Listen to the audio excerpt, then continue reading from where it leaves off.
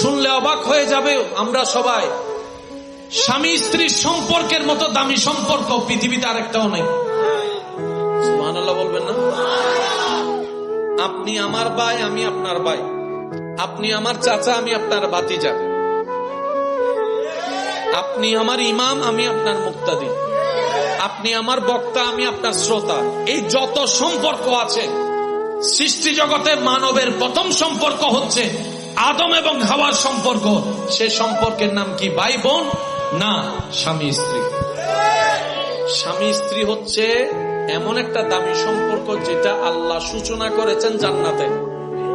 সুবহানাল্লাহ, একটু জোরে বলি। স্বামী স্ত্রী সম্পর্ক সূচনা করেছে আল্লাহ কোথায়? জান্নাতে।